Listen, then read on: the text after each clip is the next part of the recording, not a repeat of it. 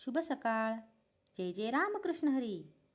365 दिवसांच्या प्रवचन मालिकेतील आजचा दिवस 178. शाश्वताचे सुख कसे लाभेल.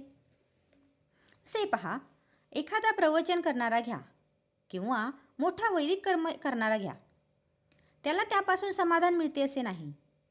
तो असमाधानाचाच असतो. कळू लागल्यापासून आपण सदाचाराने वागत असून आणि देवधर्म करीत असून देखील आपल्याला समाधान लाभत नाही. याचे कारण काय? तर आपले ध्येय निश्चित झालेले नसते. आपण नीतीने वागतो ते लोकांच्या भीतीने, कारण आपण वाईट वागलो तर लोक आपल्याला नावे ठेवतील.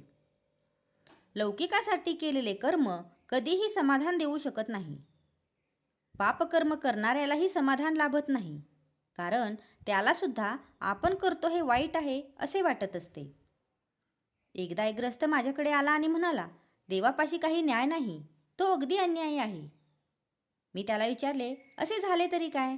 त्यावर तो म्हणाला, मी कधी कोणाचा पैसा खाल्ला नाही, सदाचाराने वागलो, पण मी फक्त एक मजली घर बांधू शकलो आणि माझ्या हाताखाली काम करणाऱ्या एका भिकारड्या कारकुनाने पैसा खाऊन माझ्या घरासमोर दुमजली घर बांधले. मी त्याला विचारले, मग तुम्ही पैसा का नाही खाल्ला? त्यावर तो म्हणाला, मला तसे आवडत नाही, लोक नावे ठेवतील. तेव्हा जे कर्म लौकिकासाठी केले त्याने कधीही समाधान मिळू शकणार नाही.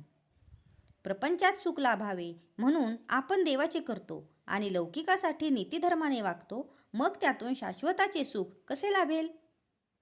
अंगावर चांगले दागिने घातले, उत्तम लुगडे नेसले, परंतु कुंकू जर कपाळाला नसेल तर या सर्वांची काय किंमत?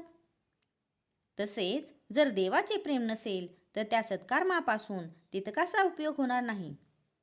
याउलट देवाच्या ठिकाणी अत्यंत प्रेम असून सुद्धा जर नीतिधर्माचे आचरण नसेल तर ती परमार्थाची इमारत टिकू शकणार नाही. खरोखर परमार्थ अत्यंत सोपा आहे, पण विद्वान लोक उगीच ते अवघड करून सांगतात. चांगले काय आणि वाईट काय हे कळायला लागल्यापासून जो त्याप्रमाणे वागेल त्याला खात्रीने परमार्थ साधेल. परमार्थ 3 पैकी कोणत्याही एका गोष्टीने साधू शकेल. एक, देहाने साधूची संगत, दुसरी संतांच्या वाड्मयांची संगत, आणि त्यापुढे आचरण, आणि तिसरी भगवंताचे नामस्मरण. नाम घेतल्याने त्यांची संगत आपल्याला अखंड लाभू शकते.